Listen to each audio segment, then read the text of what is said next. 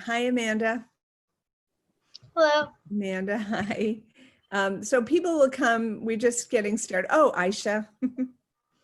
What is that? It's her Facebook thing, or it's her image, which is like a brain. Do you see it? Does everybody see it? I see it, yeah. It looks like fabric. It does. It's beautiful. Hmm. Hi, Aisha. Hi. Hi. Yeah, I think Dana's coming. Hi, Shayla. I'm glad to see people back. It's great to see everybody. I just want to say welcome to our last Zoom in the May series. I'm working on a few more. Today we have Karen Roach, who's up in my right-hand corner. She's an Easton resident, which I didn't know. And she's the founder of Be Green Bath and Body. And if you're anything like me, you're confused about what kinds of bath products or whatever to use, and you're worried that you're killing yourself because there's no regulation on the things you put on your body, which is shocking. And so I'm hoping, Karen, that you will kind of help us understand that and tell us your story about how you started your company and why, and also how we can sort of move toward greener products. Is that a tall order? We try to get that in as quickly as we can within the hour, so get to making the fun part, which is making products.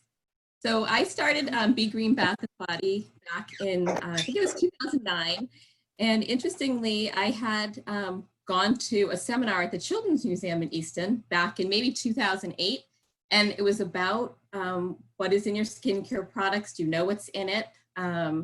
Is it harmful? And I had no idea about any of this and learned an absolute ton, and went home that night and went through my closets in my bathroom and was like, oh my gosh, and like throwing everything away and trying to find healthier things. And I wanted to support small companies. And so I went and started, buying things from different small companies. And then I said, I really have a passion for this. I like researching this. I like learning about what's in the foods I eat, about cleaning products. And so I'm going to start making things on my own and trying different things and see how it goes. And from there, it turned into, friends and neighbors saying, hey, I'd like to try that too. And so it over time became a business. My family in the beginning thought I was a little bit loopy because this was well before the natural and organic movement, which I feel like now it's just much more mainstream. But I started it back in 2008. I spent about a year researching and formulating and learning how ingredients work together and interact. I took a class at RISD, Rhode Island School of Design, to learn about emulsions and how you can make emulsions with natural ingredients. And then a few years after that, I took went for an online skincare certification with a school called Formula Botanica, which is out of the UK, and they have a whole program. It takes maybe a year and a half, 2 years, depending on your speed, go through learning about ingredients and about formulating, and basically just came up with all my own recipes and tested them and created a website, and Be Green Bath and Body was born. And interestingly, my first name for the company was Northeastern Naturals. I called it that for maybe the first year, and then I changed it because I didn't want it to be just like, well, what's Northeast and where's Northeast? And I wanted it to be, it's a green company, so Be Green. So that's how it started. And so what I use in my products is all natural ingredients, a lot of plant-based, natural, simple, organic ingredients. So one of the things that I learned was in mainstream products, that there's not a lot of government oversight, surprisingly, and there's actually less oversight on cosmetic and skincare products than there is in basically any other type of consumer product. So, and probably a lot of the chemicals that are in the products, they may not pose a lot of risk. However, a recent survey showed that there was 73,000 products that had 88 chemicals in them that were linked to different harms like cancer and birth defects and reproductive harm. So while there's thousands and thousands of chemicals out there, you know, there are 88 really harmful chemicals that are in 73,000 products. So what kind of chemicals am I talking about? Well, some of them are formaldehyde releasing chemicals, and you find those in maybe nail hardeners or hair straighteners, in some preservatives. Mercury is another one. That's something that you'd find in like as a preservative in eye care products. That's allowed. Lead, that's a neurotoxin. I think everyone knows about that. Sometimes it's in lipsticks, although it's been pulled out of a lot of lipsticks, but it can be found in eyeshadow and blush as well. Asbestos, everyone knows about that. It's a carcinogen. That's something that sometimes in talc, and talcs are in a lot of different makeups. A lot of people have heard about parabens. Some of the parabens are worse than others. Isobutylparaben, butylparaben, propylparaben. These have been linked to prenatal hazards, endocrine disruption. Another one that you probably heard of is toluene. That used to be in a lot of nail polishes. Not as much now, but it's still in hair dyes. And another one that you may have heard of is triclosan, especially with all the hand washing that's going on. Triclosan is in antibacterial soaps, which, you know, may not seem that harmful because you're washing your hands and it's, you know, going down the drain, but it's also in toothpaste. So think about that, you know, do you really want that in your mouth? So many of these toxic chemicals have been banned or restricted by other companies, not so much here in the US, but there are companies in the US that are removing products from their shelves that contain these. So brands like Target, Rite Aid, Walgreens, CVS have removed some of the products that contain this. And the crazy thing is, a lot of times you're not going to see these ingredients listed on a label. No one's going to list lead on their label. You've never seen that. You know, you've never seen formaldehyde on a label either, because it's a component, or it's something that's released when other ingredients are added together, or it's a contaminant, so it doesn't have to be listed on the label. Another ingredient that can be harmful is phthalates, another one that you're not going to see listed on the label. Phthalates, that's spelled with a P, probably seen P-H-T-A-L-A-T-E-S, I think it is, and that's a component of fragrance. So fragrance is that catch-all that's on a lot of different labels. You don't have to disclose what's in fragrance because it's proprietary, it's secret information, so companies don't have to disclose it. So you think to yourself, well, somebody's got to be regulating this, right? So there's got to be some kind of cosmetic regulation in the US, and actually there is a teeny little bit. Lo and behold, it was from 1938. That's the last time there's been any regulation. So what's that, 80 plus years ago? There was the Food and Drug and Cosmetic Act of 1938. And so that was a really big paper that was put out, and I think it was like 800 plus pages, and it regulated foods and drugs and cosmetics, but only 2 pages of the 829 pages were related to cosmetics, which is a little bit crazy. And that's a time when, back in the 30s, I mean, maybe you had 50,000, or I don't even know, maybe you even had 1 billion chemicals at that point. Well, now there's 169 billion different chemicals. So the fact that we haven't regulated since 1938 is a little bit crazy. So does anyone do any kind of regulation in the US on cosmetics? Well, the answer is, I guess, sort of. So the industry is self-regulated. So there's a group called the CIR, which is the Cosmetic Ingredient Review Panel. And this is an industry group.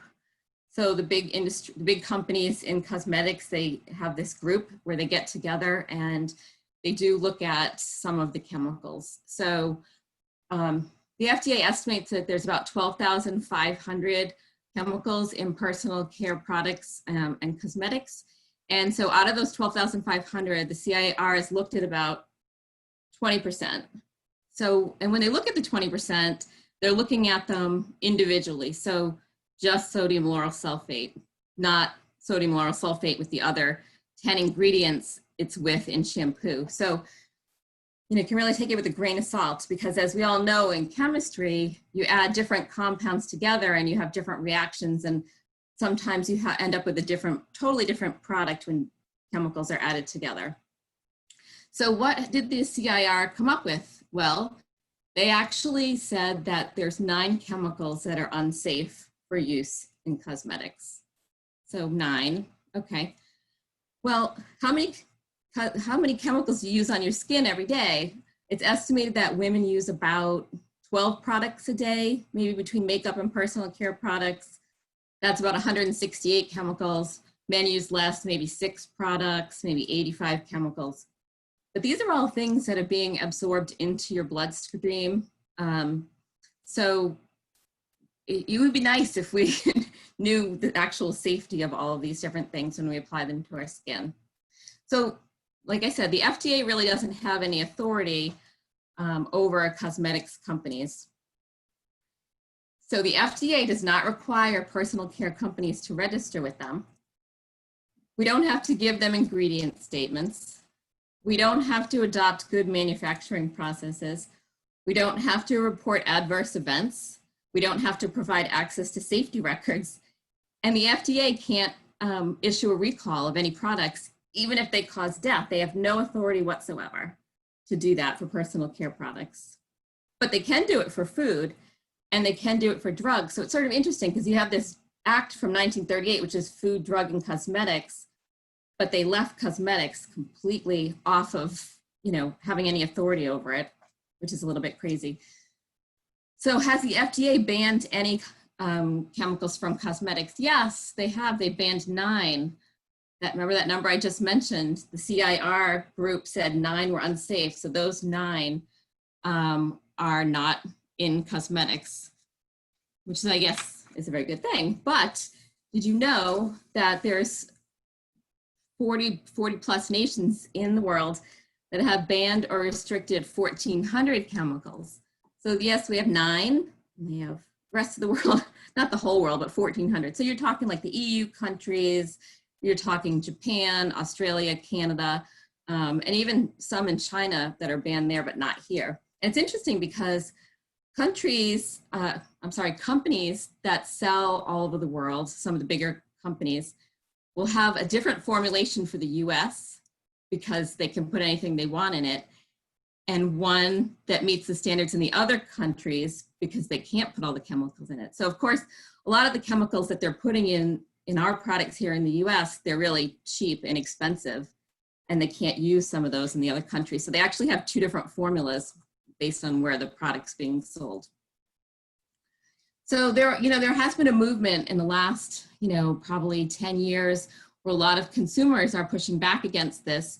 And some of the companies are too. They're willing to have more regulation and be subject to more regulation.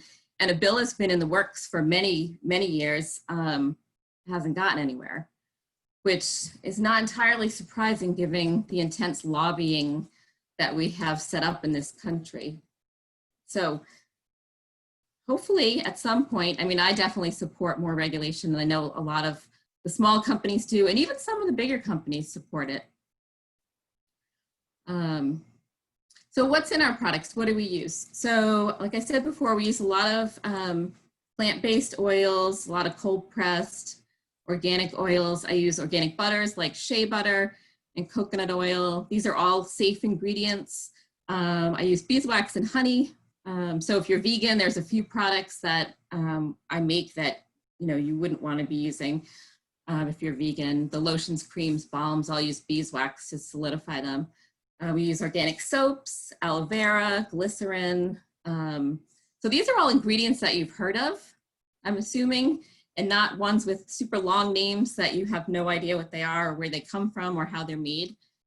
The ingredients that we use are eco-friendly. They don't bioaccumulate.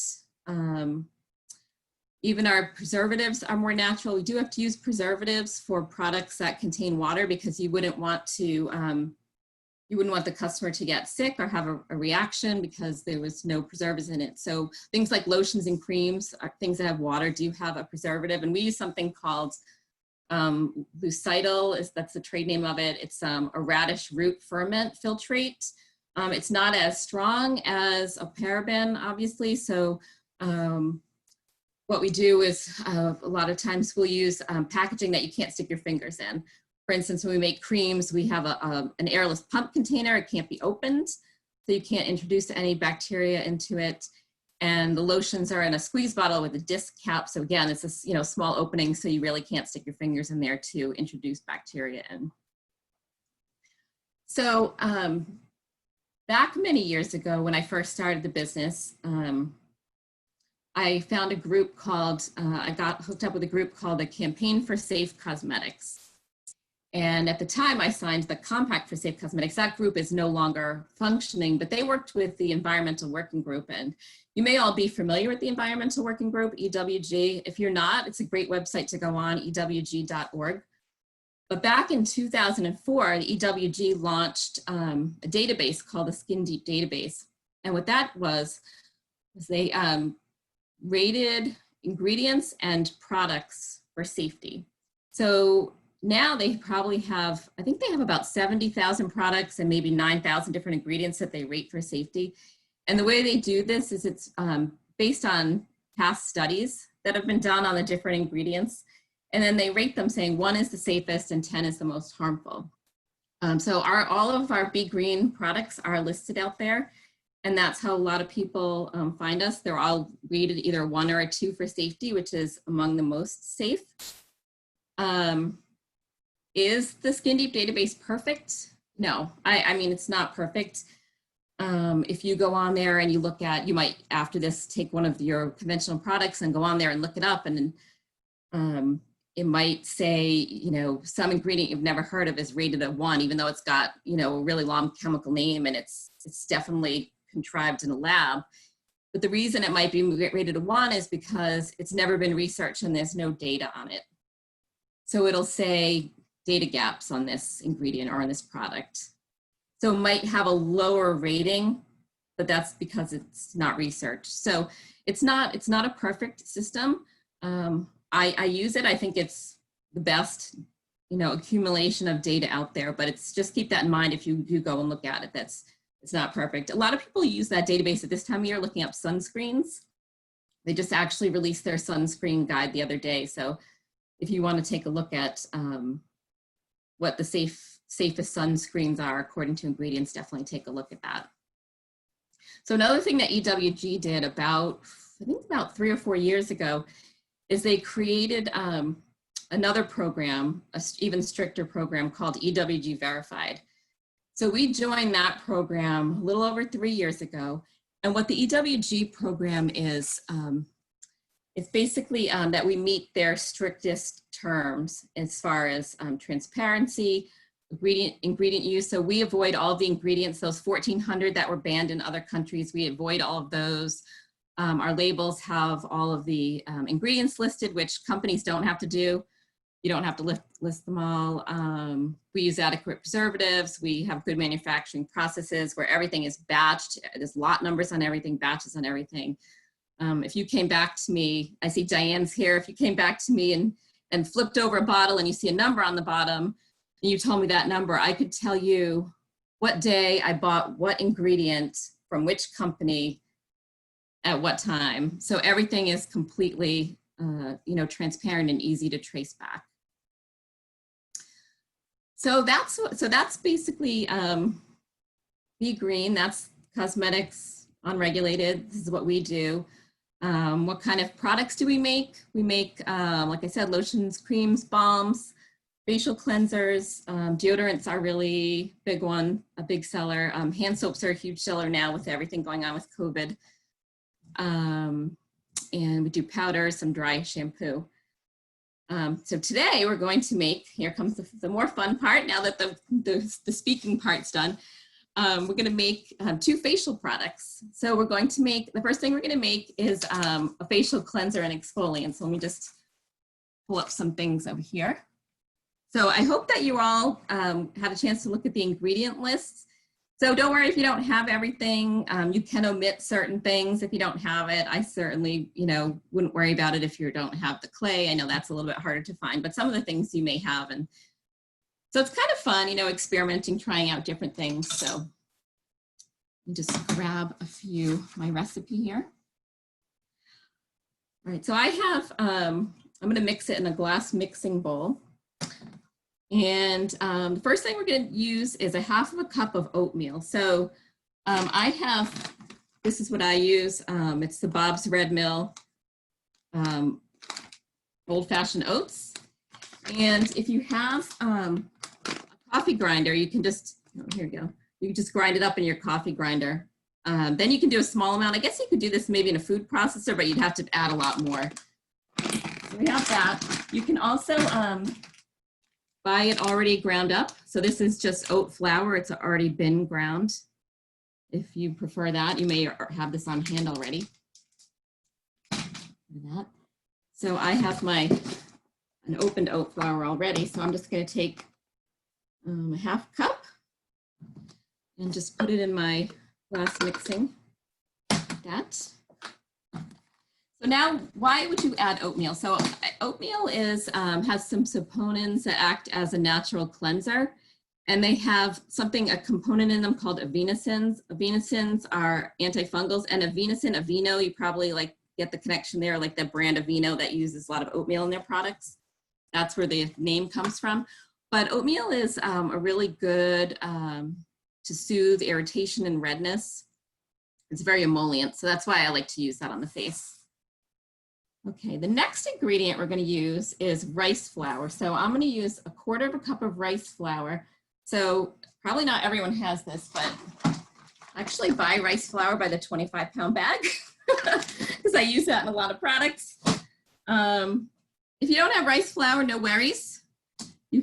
I actually ground some white rice. If you can grind brown rice too, I put this right in my coffee grinder. I know you probably can't see this, but if you're going to do that, make sure you grind it really fine, because you don't want it to be too coarse, because then it could actually damage your skin. So we're going to take a 1/4 cup of the rice flour, and we're going to dump that in. So rice flour, why do we add rice flour? So rice flour is known as an antioxidant, believe it or not, and it helps with hydration and helps the skin feel softer, and it's very gentle. It has some firming and lifting properties and some oil absorbing properties, so it's good for all different types of skin. And some people also say it has some skin whitening agents to it. I haven't necessarily noticed that much of a difference with my own skin, but I've read a study about that, so I thought I would mention that. If you don't have rice flour, you can also use another kind of flour called chickpea flour. Some people who are gluten-free have that on hand, and chickpea flour is great too because it has zinc in it, and it's a great mild exfoliator. So you could try that as well. Let's see, our next ingredient. So we're going to put in 2 tablespoons of coffee grounds. So I ground some up already. So again, I don't know if you can see this, but if you're going to grind coffee, you can't just use the, say, Dunkin' Donuts coffee grinds. They're too coarse. You need something that's finer than that. So I actually took coffee grounds, I put them back in my coffee grinder, and I made them super fine. So if you have espresso grinds, that's about the powdery level that you'd want. And why do I put coffee in there? Well, one of the reasons is coffee grounds don't dissolve in water. So it's really good to help exfoliate because it doesn't just dissolve when you add the water to it. The other thing— You say 2 tablespoons? 2 tablespoons, yes. And the caffeine helps to stimulate the blood flow, which is helpful as well. Some people ask me if they can use the spent coffee grinds, because you know, you make the coffee in the morning, what do you do with the grinds? If you're not throwing them in your compost, could you use them?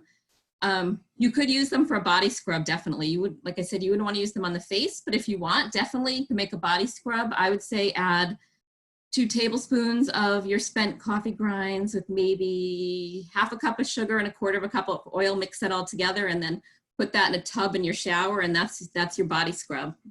That'd make a perfect body scrub. So let's add our 2 tablespoons of coffee grinds. All right, so we got that. The next thing we're going to add is clay. So if you have clay, we're going to add 2 tablespoons of white clay. white clay, I was mentioning to Marion earlier, white clay. So I use something called kaolin clay. It's the most mild clay, and it starts with a K, Kaolin. If you have other kinds of clays, that's fine too. We're not adding that much clay. And I add it because it's really gentle for cleansing. It's super gentle for people with sensitive skin. So we're gonna go ahead and add that. Of course, you know, clay is also detoxifying for the pores, and it's good to remove, you know, grime and environmental pollution as well. We're gonna go ahead and add that. Okay, just 2 more ingredients. The next thing we're gonna add is cocoa powder, and we're gonna add 2 teaspoons of cocoa powder. So I, at the moment, don't have any organic cocoa powder, but I do have Ghirardelli cocoa powder, which there's like a run on this lately. I think everyone's baking. So I add cocoa powder because, one, I love how it smells. It's just awesome. But also it has I add it for the antioxidants that it has. It has flavonoids in it, which are great for your skin. And it does have it's a powder, but it does have some exfoliating capabilities as well. So we're going to add 2 teaspoons of cocoa powder. Cocoa powder and chocolate could be better. Cocoa powder and coffee. So we'll add that. And the last thing that we're going to add is just 1/4 teaspoon of turmeric. So I have some organic turmeric here. And I'm just going to add a small amount, 1/4 teaspoon. So turmeric is another, oh wait, I do have one more ingredient after this, sorry. So yeah, so we'll add the turmeric. I add that because it's rich in an ingredient that promotes healing of the skin and also brightening.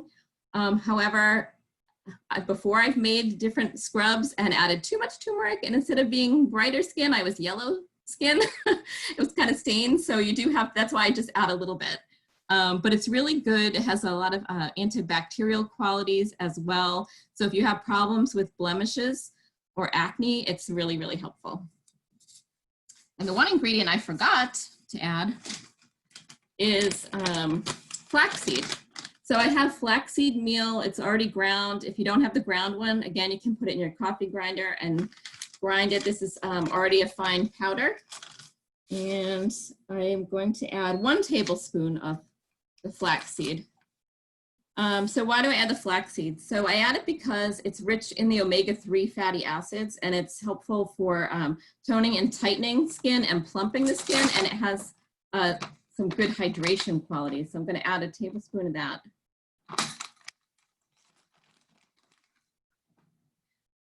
Once you have all of those, you're just going to grab a little whisk, give that a good mix. Okay. And then you have, oops, at the bottom there. So you have that nicely mixed up. So now you're going to put that in, you know, whatever you want. You can use a plastic container. This is a mason jar. Sometimes I use that. Depends on what, you know, you want to use. Anything recycled is perfectly fine.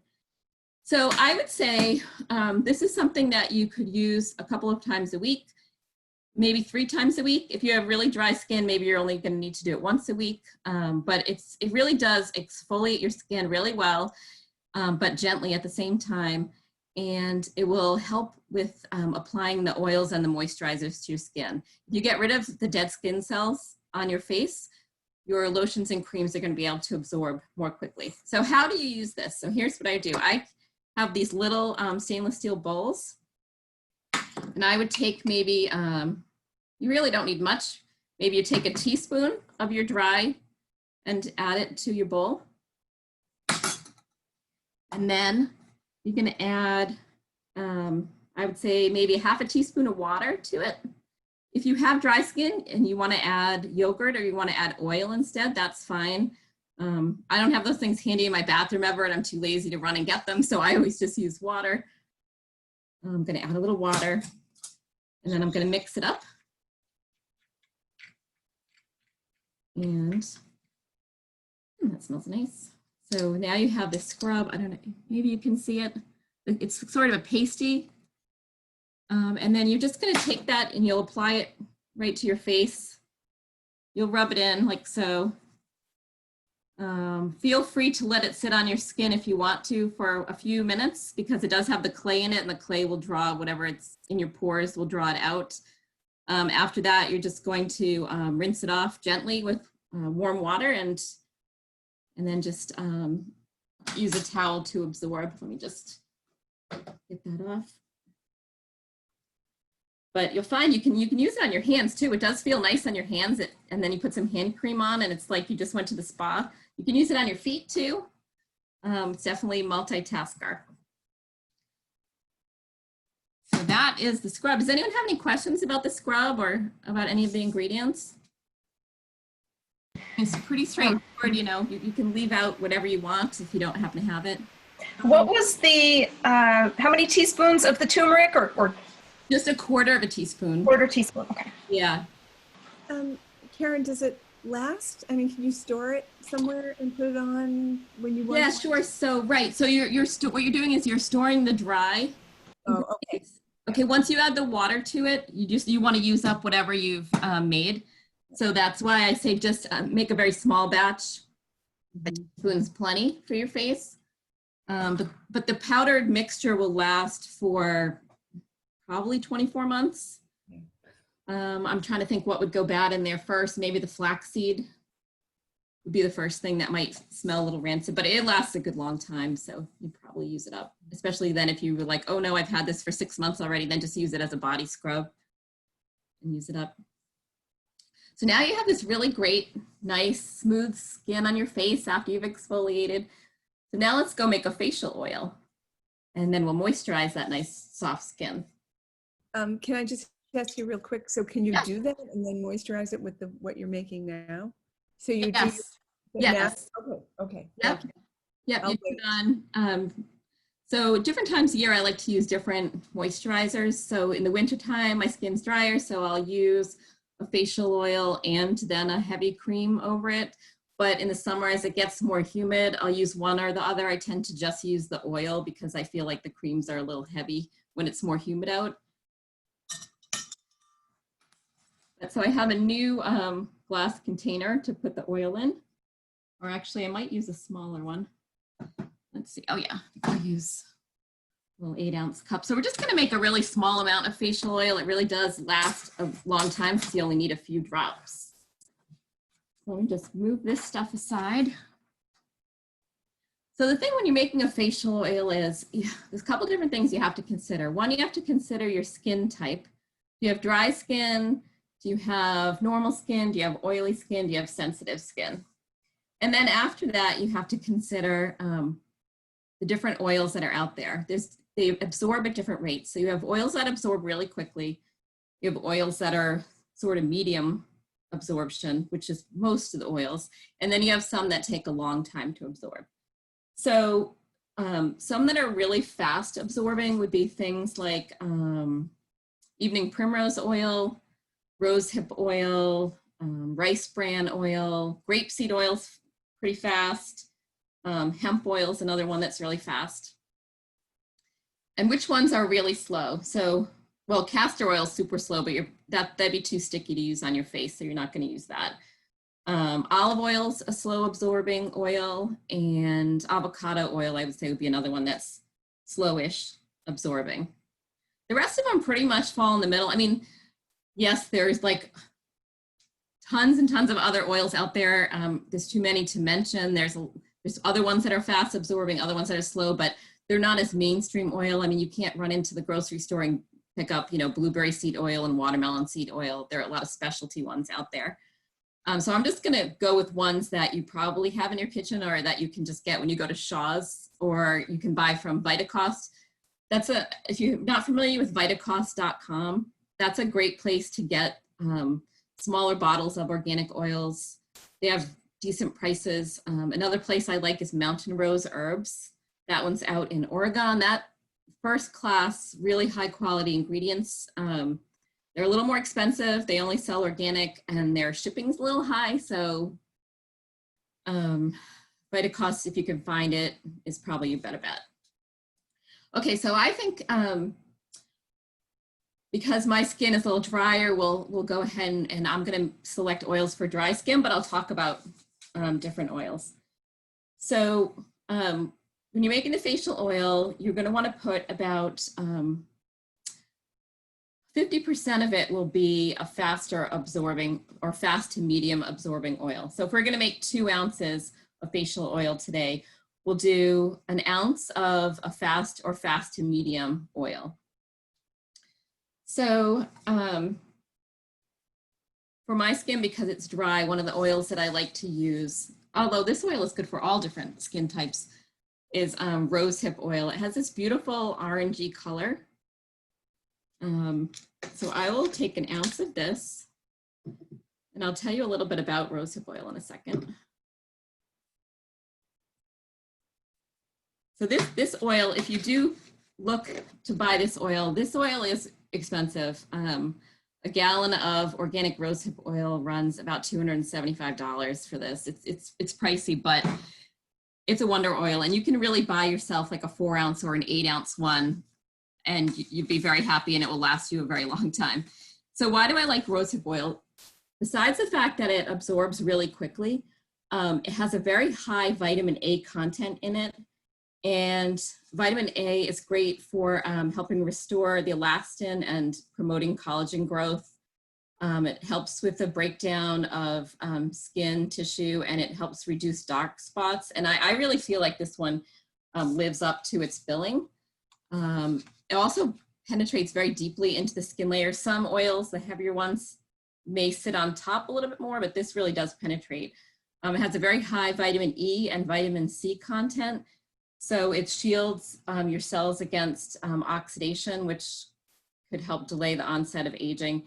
And it has a really high content of linoleic acid, which is great for helping to maintain the skin's barrier function, and it's very hydrating to dry skin.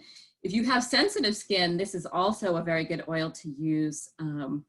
I use this oil in a lot of products that I make for people who have eczema and psoriasis, because the fatty acids in it help with tissue regeneration. It's just really fantastic. Some people use it for scars, but it's very hydrating for dry, itchy skin.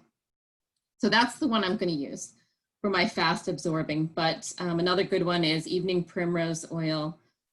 If you don't have any fast absorbing ones on hand, go ahead and use argan oil if you have that. Grapeseed oil is another fast to medium, so you could use that as your 1 ounce of base oil. Then we're going to add a 1/2 ounce to 1 ounce of a medium absorbing oil. So the medium absorbing oils that you may have on hand, almond oil, sunflower oil if you have it, soybean oil, you could use sesame oil, jojoba oil is the one that a lot of people have. Those are all fantastic for the skin. Jojoba is great because, again, that's useful for all skin types. Not actually an oil, it's a plant wax. But I really like that one as well for sensitive skin. So let's see, which one am I going to add? I think I'm going to go with apricot kernel. I also have apricot kernel oil. I'm going to add a 1/2 ounce of that.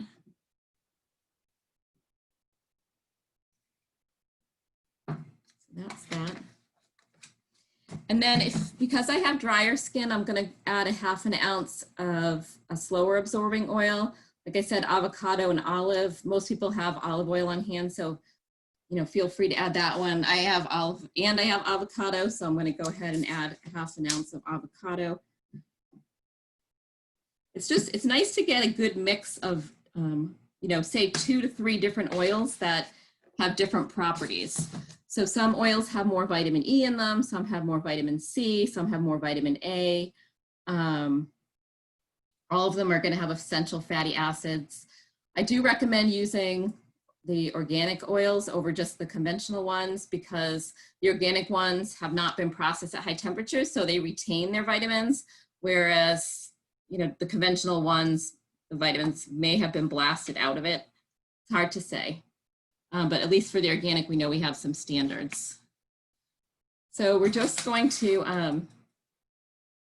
mix this right up. If you happen to have vitamin E, some people have like vitamin E capsules on hand that they take. you can add some vitamin E to this, and what that will do is will help extend the shelf life of it, because the shelf life on this is only good as the shelf life on the oil that expires first. So in this case, the rosehip oil, I think, has maybe a year. But if I add some vitamin E to it, it's going to help it from oxidizing. The other thing that's good to help it from oxidizing is putting it in a darker colored bottle. And so I like to pour these into, I have a couple different bottles to show you, just like anything you have lying around the house that's clean, that works. I have an old glass bottle with a little pump. You could use something like that. I like to use, for facial oils, I like to use these ones that have the glass dropper, because then you can just, you know, put a few drops on your finger, and it's a lot easier to control, a lot less mess. So you're just gonna pour your facial oil right into your little bottle, and then apply, you know, start with maybe 2 or 3 drops. You might need more if your skin is a little bit drier, a little bit less. Don't be afraid to use it if you have oily skin, or if you want to have your, you know, kids or grandkids that may have acne or oily skin. The oil will not make their skin oilier. It will actually help to control the oil.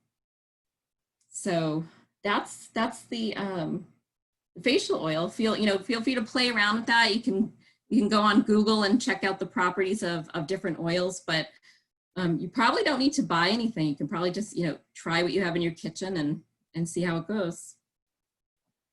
Did anyone have any questions on oils or any of the oils that I used?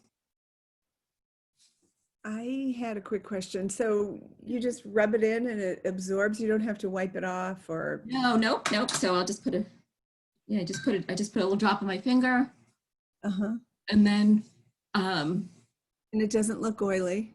Nope, it'll be absorbed. Like the rosehip oil absorbs so quickly. And that's 50% of it. I mean, it's literally already absorbed. It's just, and it feels, after using the, after you use the facial scrub and you put this in, it's just gonna suck right in. It's just seconds. It'll be seconds really for it to soak in. I was just going to say thank you, Karen, for that. And we do have some time for questions. So people, please go ahead and ask. I have other questions, but I don't want to be the only one asking questions. Well, it's fun. I just want to, you know, this is like how I got started, just, you know, playing and making things for myself. So it's fun. It's great to do it. Maybe in quarantine, it's a good thing to do. Yeah. And just quickly, Karen, you do sell those products, is that right? I do. We have a website. It's called begreenbathandbody.com, and I'd love if you had time to check it out. There's some blog posts on there too, with some past, you know, research I've done on different ingredients, and actually I think I did a post not maybe a year or so ago about different oils to use on your face, depending on the different skin types you have. But yes, I have a website, and actually if you're from the Easton area and you choose to order, you can actually have curbside pickup at my house, and that way you avoid paying for shipping, and you can use a coupon code called pickup, and that way you don't have to pay any shipping. Do you use all of your own products every day? Do you not buy? I mean, where do we start with this? You said to go to this wonderful website that had thousands of ingredients listed according to the Sunscreen. I'm sorry, I missed what you said. Where do we start with, you know, weaning ourselves off chemically harmful products that are going directly to our bloodstream? You know, that's a good question. And the important thing is to not become overwhelmed by making 100% of changes at once. You start small. You start with a few things. Maybe you're going to start with the cream that you use most often. And you're going to start with things that penetrate your skin, and you're going to leave soap for later because, you know, soap's washing off, so it's not having as long of a time to penetrate. So I would say, you know, skin creams would be a good place to start, or facial oils would be a good place to start. And you can look up safe options on the ewg.org Skin Deep database, and you can see all the different Ewg verified products. that are out there. You can compare them to Be Green. I don't know if you'd find better, but it's always good to compare. There's lots of options out there. A lot of people use a line called Beauty Counter. That's a great line. It's like an MLM company, so kind of multi-level marketing. So it's like a Pampered Chef or Tupperware. So they're a little more expensive because more people are getting a cut of it, but products are fantastic. The ingredients are fantastic. So there's a lot of options out there now. I mean, you can just go to Whole Foods and you'll find a lot of different options as well. Karen, do you have options for different age groups, like younger versus older people like me? So my target market is actually 40 plus. Oh. So my products are designed more for people either with aging, mature skin, or sensitive skin. I do have a few products for people with oily skin, but that's not really my market. So mostly everything is for older skin. And sensitive skin, I say that because the ingredients are really pure, and a lot of the products we don't use essential oils. So people who have really sensitive skin are able to use them. Thank you. So when you have mature skin, you can assume that it's dry skin and that we want, you know. Well, not always, but a lot of times, yeah.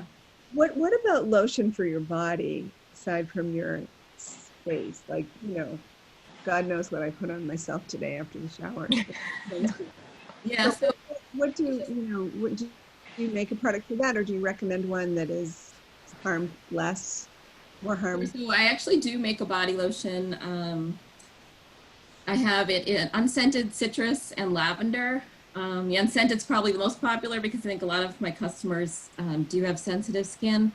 And the difference between the lotion that I make and ones that you buy on the shelf is the conventional lotions generally have about 10% oil in them, and we have a little over 50% oil in ours. And so the moisture will last a good long time. You know, sometimes you put lotion on and then like 5 minutes later, your skin, you don't even feel it on. Mm-hmm.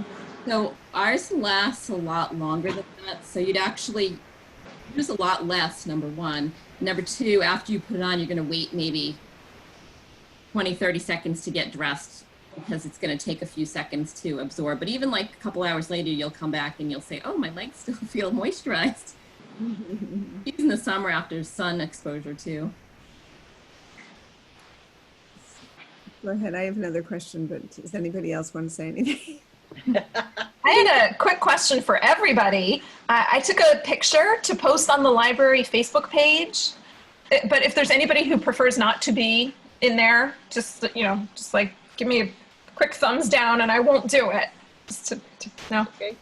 Anybody else out there? Okay, thank you. What do you use for sunscreen?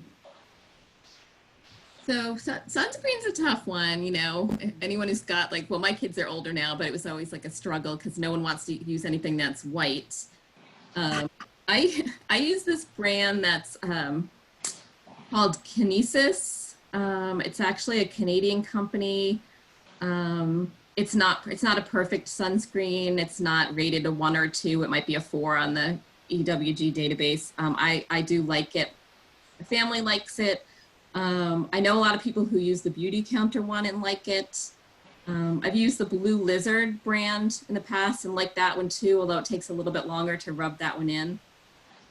And there was another one I was going to try this year. I think it's called Babo Botanicals, which I saw was highly rated, so I was going to give that one a try. But generally, we've been using this brand called Kinesis.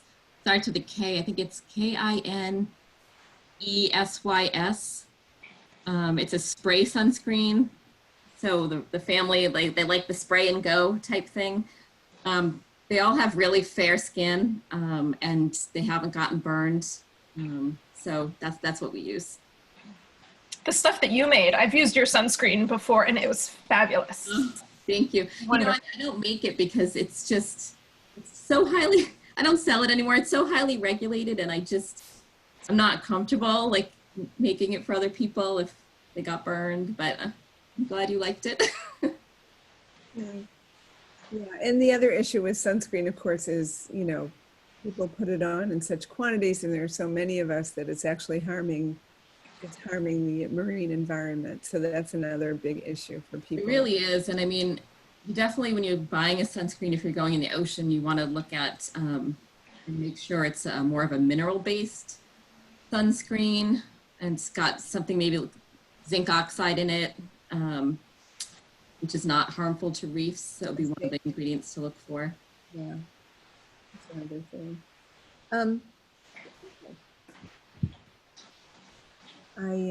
This is a really important topic, I feel, you know. Why do you, can I ask a bigger question? Why do you think cosmetics are so unregulated? Who are the lobbyists and why are they, how do they get, is it because of women and the beauty?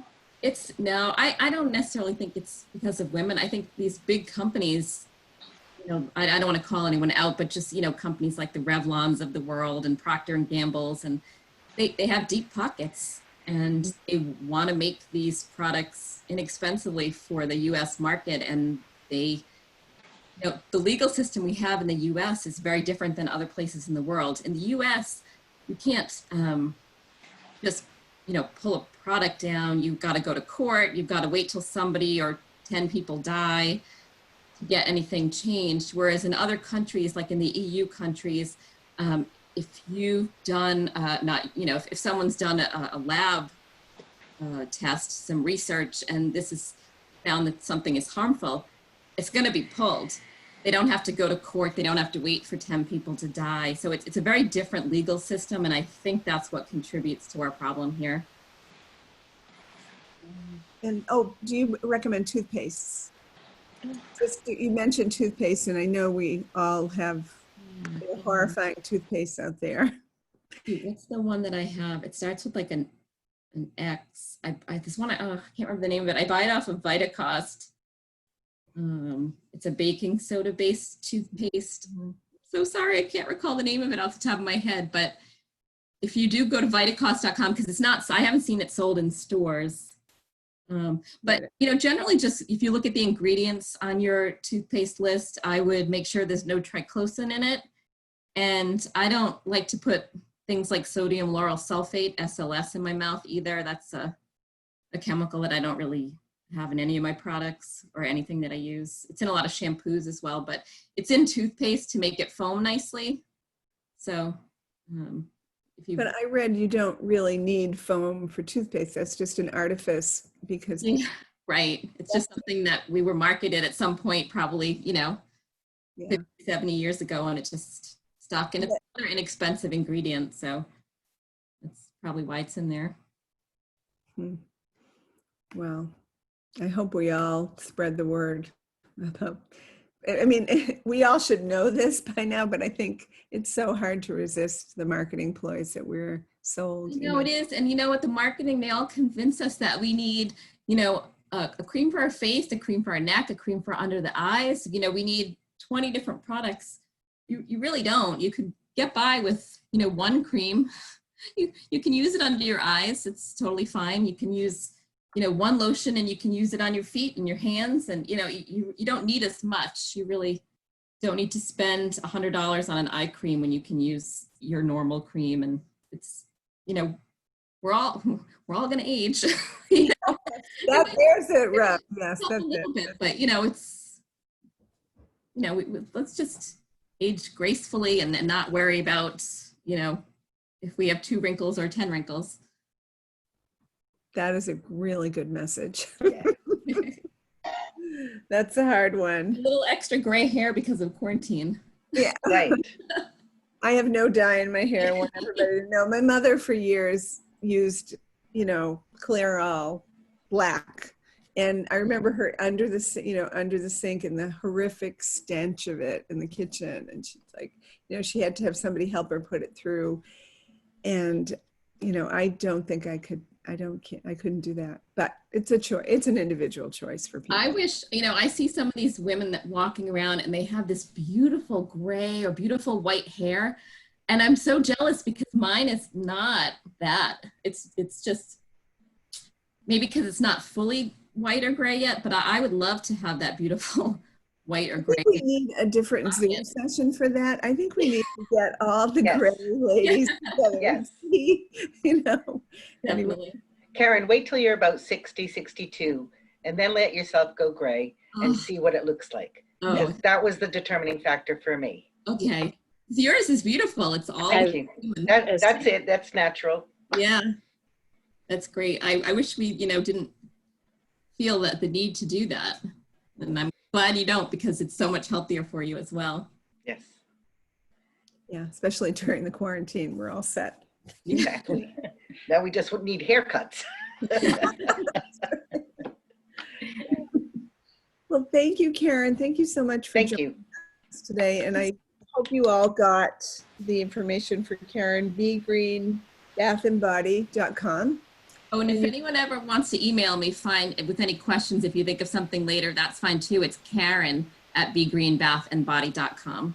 Feel free anytime to reach out, ask me my opinion on something, that's fine. Right. You have beautiful skin, Karen, so Thank you. you are a good advocate for what you're doing. It's beautiful. Not bad for 55, right? Oh my goodness. Wow. You're about 22. Oh my goodness, that's it. I'm going right to your body. It's my marketing.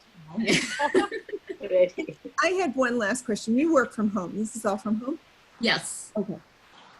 I do.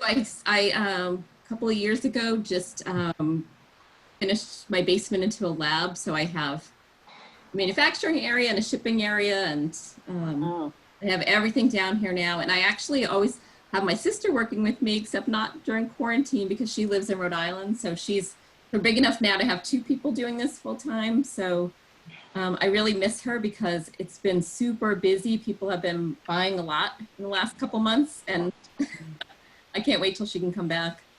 Wow. Yeah. Congratulations on your success. How long has it been? About 10 years. Oh, Yeah, about 10 years.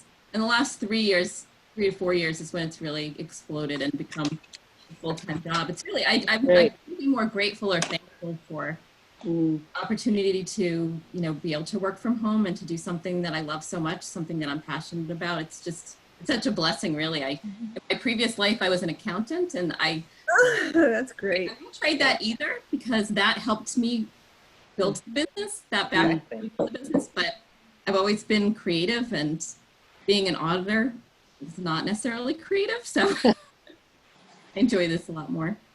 All right. Thank you so That's much. great. Thank you so much. Thank you. Thank you. Bye, everybody. Take care. Stay well. You too. Bye-bye. Bye. Bye. Bye, Pam. Bye, Marion. Bye, Dana. Let me see if I can get